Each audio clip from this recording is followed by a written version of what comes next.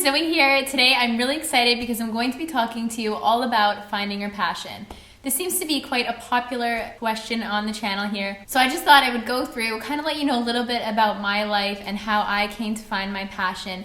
And my apologies, I have a little bit of a cold or something going on, so might be a little bit raspy, but we're just gonna get through this and hopefully you guys find some value in this content. So let's get started.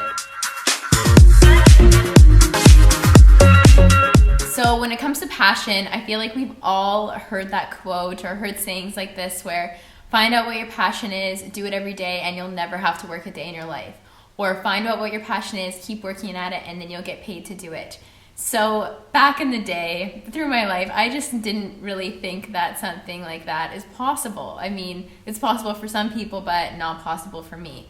And I think it's because a lot of us kind of stay stuck in society's norms. So I'm hoping that by explaining my story and just kind of the random path that I took to find what I really love to do, maybe you can find connections in that, whether it be through feelings that I've expressed that I felt in regards to things, or something similar of an activity that you did and you felt the same way about it, things like that. So let's get started with high school. In high school, I was very social. I played basketball, cheerleading, soccer. I did a lot.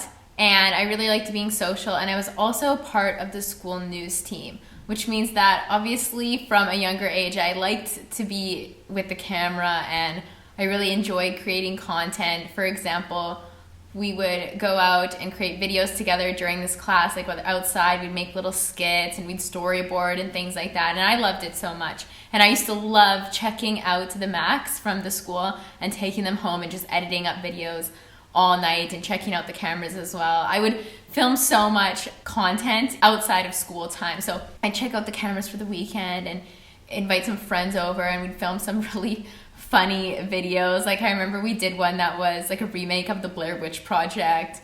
We just had too much fun with creating videos and I loved editing them. I was using iMovie at that time on the Macs. I'm still using iMovie, so it's something that I really enjoyed doing. But obviously that was kind of like a fun class. Like if you find that you're enjoying it, you know, is that the thing that's gonna pay the bills one day? Like, do you think I'll be a producer one day? No, like I had so many limiting beliefs around the things that I enjoy and then being able to turn into a career. Because as final year, grade 12, high school was coming to an end, I realized like, oh yeah, gotta apply to universities now. And I applied to a couple universities. I think I just mainly really wanted to go to Vancouver Island University and just do Bachelor of Arts.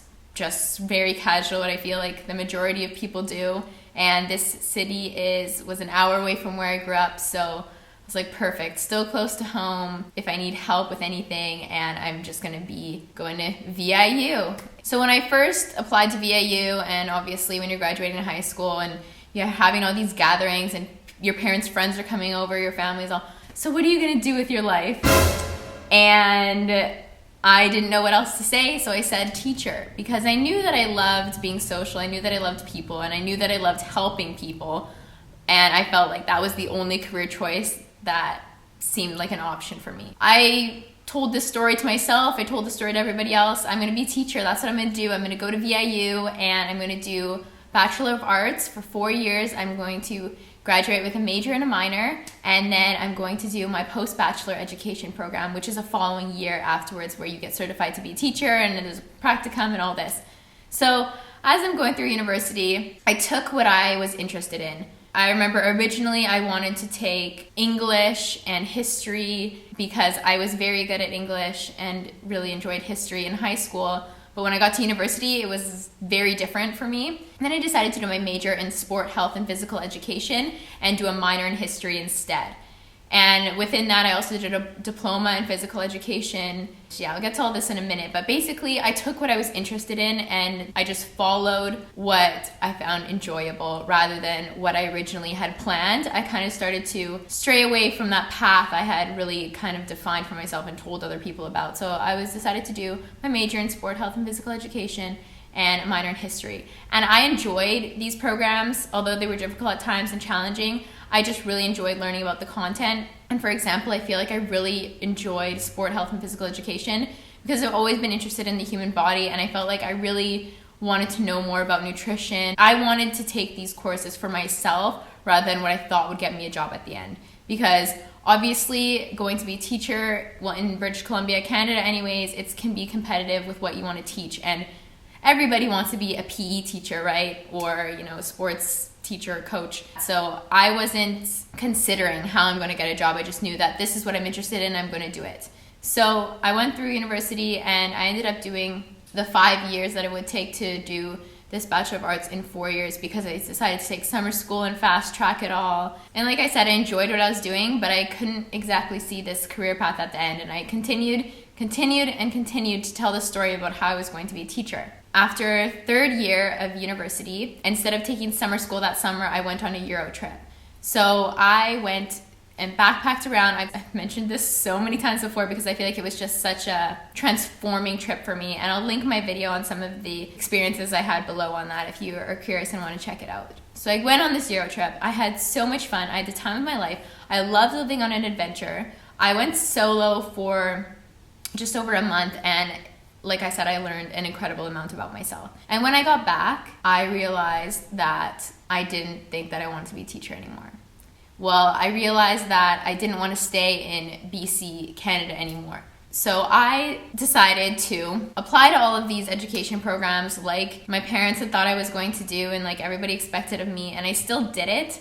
But I also started researching other programs, and I researched what I thought might be fun for me. So I found this program at George Brown College in Toronto that was sport and event marketing, because I'm like, what do I love so much about sport, health, and physical education? It's the sports part, and I love the excitement, and I love going to sports games. Like I used to go to Mariners games in Seattle from BC, and I just loved the atmosphere of sports, and I just wanted to do something exciting like that. So I found this program and I was like, perfect, it has an internship and everything, I'm applying to this. So I applied to it, and I didn't tell anybody that I applied to it because I knew my parents and everybody else was expecting this teacher path for me. And I did apply to multiple education programs, and I did end up getting into multiple education programs. But one morning, it was actually on the morning that I was leaving to study abroad in Cuba, I got an acceptance notification from George Brown College that I was going to be accepted into the sport and event marketing program, the postgraduate. And immediately I was just so overjoyed. I was like, yes, like I'm going to the city, I'm going to go to these sports things, and it's going to be so fun. And I'm just like, this is where I want to be, excitement. And I was on the ferry, I remember when I did get this email, and I decided to call my dad. I was like, Dad, guess what? And he's like, what? I'm like, I got into George Brown College. And he's like, that's awesome, yeah. So which one's that again? Which teaching program's that? And I'm like, oh, it's not a teaching program. And he said to me, well, what is it? I'm like, it's sport and event marketing. He's like, what do you mean sport and event marketing? Because this is foreign, okay? Think about it. My parents, my family, everybody thinks that I want to be a teacher because I just wanted to be a teacher because I didn't want to say that I didn't know what I wanted to do. My dad, literally, he says, Zoe, fun doesn't pay the bills. And I was like, immediately I was like, Dad, you can't say that. My dad is such a realist. Like, he loves me and always supports me, but I think that, he had to be a realist at this time. So I remember just being like, okay, well, I'm going to go. I've accepted it. Bye. Go to Cuba, study abroad.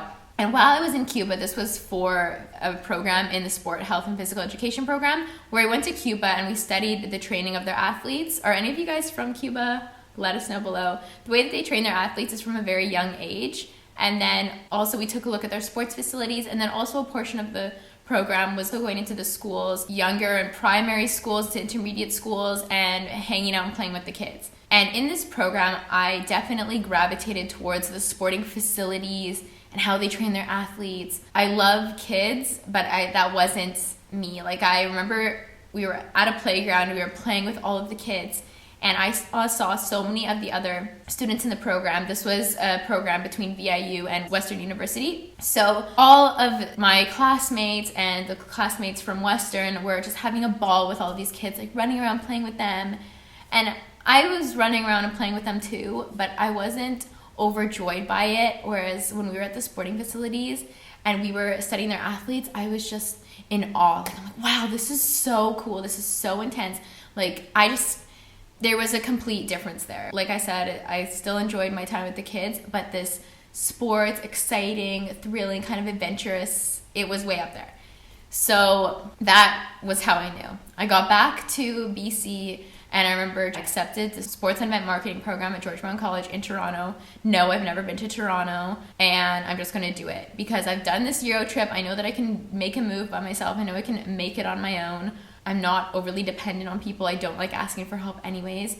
So I went to Toronto that summer and got myself settled in before I started school. And when I started school in September, I also had previously started a blog about a month before that I was keeping quite consistent with, and I was really enjoying and getting a lot of positive feedback from people. I think that I had always wanted a blog. I always wanted a platform to write and express myself. And as I was younger, I had things like Nexopia, I used to build websites for fun and put pictures on them. I was very visual and I like to create. And I finally got up the courage, I guess, to start a blog when I had moved to Toronto by myself because I felt like this is the time to do it. And yes, I did have limiting beliefs and I did worry that people were going to judge me. So I think that's why when I was on my own in Toronto, I was more able and more confident and kind of secure in just doing this because I wasn't going to see my friends every day, so I didn't know if they didn't like something that I wrote or if they were judging me to some extent. I don't know, I finally felt like it was okay to step out of my comfort zone when I was away from home, if that makes sense. And I loved doing the blog thing, but like I said, I started school at George Brown College and I loved it. It was so much fun, but I found that with the schoolwork and I also had a part-time job waitressing, and it became to be too much to keep consistent with the blog. And I knew that as much as I loved blogging, I had to pay my bills with my waitressing job, and I had to obviously do this program. That was the priority. That was why I was in Toronto. So I went through this program, and in January of the program, I started in September. In January, I would start an internship. So I applied for multiple internships, some with Maple Leaf Sports Entertainment, Live Nation, and I had a contact reach out to me on LinkedIn because in my LinkedIn profile, I had put searching for a marketing internship.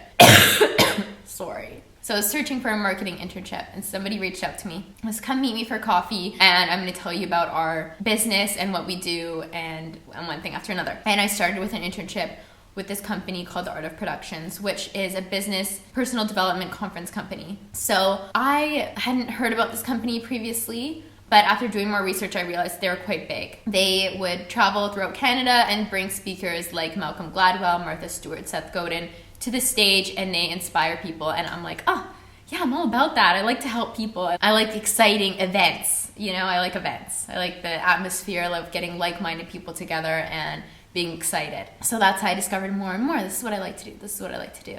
So you might be catching on now. I really enjoyed my internship at The Art of, and I got to meet some amazing people like Malcolm Gladwell, like Martha Stewart, Rudy Giuliani. I was exposed to a lot of self-help, self-improvement, and business books and content from all these amazing speakers. I also started to manage the company's YouTube channel, and I also ended up at the end of this internship getting hired on with the company. So I finally got to say goodbye to waitressing. And if any of you have been in that situation where waitressing is just not for you and you finally get to call it quits, that is an amazing day. So that was finally done. That chapter was finally done, and I realized, yes, I'm going to be moving into a career now, and I was super excited about it. So I worked with this company for a year and a half, and I learned so much, and I realized that this is what I was into. I was into helping people and inspiring people and events. From then I went on to a different company with more of a digital role because I also really liked creating websites, and I was very inspired by entrepreneurship and still am. And so I took that path for a little bit, which I also explain a lot of this and go into more detail in the book that I'm writing, which will be out soon. I'll make sure to keep you guys updated on that. But so anyways, then from that position, I moved to an agency, which was more creative and multiple clients downtown Toronto. And prior to getting the last corporate job that I had, the agency job, I had started the YouTube channel. And I'd started the YouTube channel because I had just gotten out of a very rough patch. I kind of strayed away from the path, I guess we'll say. And I got myself into a bad relationship, very unhealthy. I kind of was looking for something to put my time into, to put my creative efforts and energies into. And so I started to blog again. Finally started to blog again. I bought the URL and I just started to do it. And the problem is that with me in writing, I get too overly critical of things. So I would write, And then I'd be like, oh, is this good enough to post? And I would get nervous about posting it. Then I remember going to the gym with my friend Nathan. And Nathan's like, or Nate, I just call him Nate. Nate's like, Zoe, you should start a YouTube channel. I was like, what do you mean a YouTube channel? Because from what I knew, I just listened to music on YouTube, and I also managed that company that I was working for previously. Their speakers would have content, and I'd put the videos on YouTube and transcribe them and write the tags and everything. So I knew about YouTube, but I didn't realize that it was such a big blogging platform. Like, where have I been all my life? So Nate's like, check out YouTube, check out these bloggers, let me know what you think. So I realized that, oh my gosh, YouTube is such an amazing platform for this. And then I kind of was like, oh, but being in front of a camera, I don't know.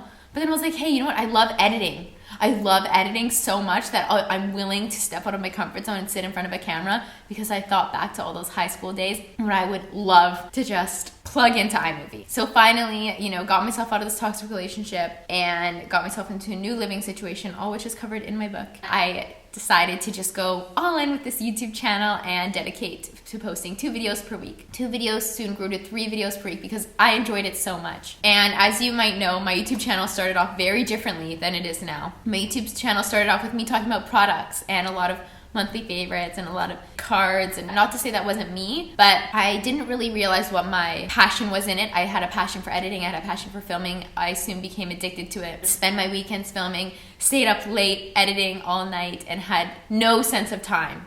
That's how I really realized that that's what I love to do, is because I would plug it in and start editing something, and before I knew it, hours had gone by. I didn't even realize that I might have been hungry or thirsty. Like, I was just in the zone, and it's just such an amazing thing to me. Let me know if any of you can relate to this. Maybe you're a chef and maybe you're in the zone when you're creating a perfect meal and you present it and somebody just gets so satisfied by it and has nothing but amazing things to say about your work. It's just this amazing feeling, and I realized that's bliss. Like, I gotta keep following this.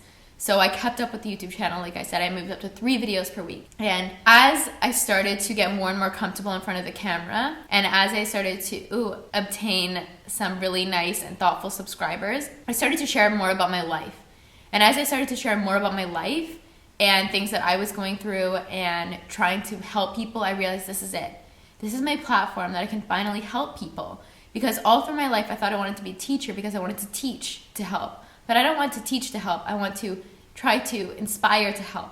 And so I kept going. And then one day, a blog had recognized me as one of the top self-improvement blogs on the internet. From my blog, I always post my videos to my WordPress, which I'll link below as well, in case you guys like to follow blogs more than you like to follow YouTube. So I was recognized as one of the top self-improvement blogs on the internet. Prior to that, I had not considered myself a self-improvement blog. I was thought maybe it's lifestyle, maybe it's positivity, maybe it's fashion, maybe it's I want to travel. I didn't know, but I realized after I was recognized as self-improvement that yes, that finally puts a label to what I like to do. Finally puts a label to all the content that I'm interested in, that I read, that I look for. And I didn't think that I could be a player in that sphere. But then I realized that if somebody else could recognize me as it, then why not? So I immediately went onto YouTube and created a playlist called Self-Improvement, which maybe some of you have watched, because I thought, this is it. This is my little niche. This is what I want. I want to improve other people's lives, and I finally have the platform to do it. And then I started to share more and more about my personal life with you and things that I was going through. So for example, I was being bullied by a client at work, and I decided to take what I'd learned and make a video on how to not take things personal. I think that helps a lot of people, and it also helped me, because I would be able to physically write down my notes, like, this is what this means, this is how to not take this personally. And this whole experience has been therapeutic for me. And then let's move into how it can be more of a career. So yes, my YouTube channel is monetized, and yes, I make an income off of YouTube. And as my YouTube channel continues to grow, so does that. And it's finally coming to fruition, everything that I love to do, which is creating content and inspiring people, which I didn't think that this could be a job. I didn't think it could be a career. I didn't think that I could do it, because I just love to inspire, and I realized that that's my bliss. So I think that from this video, what I really wanted to get at you guys is just follow every little thing that gives you that little spark, that makes you tick, that you're up all night doing and have no sense of time. Just follow those things that make you happy and excited. me being in high school and having so much fun creating videos and being on the high school news team, that was so fun for me. That was so fun. And I think at the time I didn't think about how I could transfer those skills and those ideas into some type of job, because I just was so stuck in, like I said, society's norms.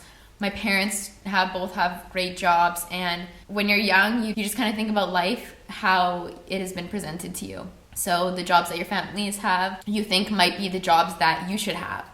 And that's where I think that you need to step away from that sometimes. Like I said, maybe this is going on a trip, like mine was the Euro trip. Really, really try to take that time to think about what you really love and enjoy to do and follow that bliss. And by no means am I super established or, really successful or anything. I'm just telling you guys that I finally have realized what my passion is, and I'm just going to keep pursuing it. And I'm really hoping in the future to take a course in life coaching and have that be the path that I'm taking. So I don't know how it's all going to play out. I just really wanted to share that with you guys today and hopefully inspire you to know that you can step out of society's norms and you can follow your bliss, and it will lead you to the right place. My memory card is about to expire on me because this is probably the longest video I've ever made. My apologies. But if you guys liked it, please give me a thumbs up and subscribe below. And I love you so much, and I will see you again soon. Bye.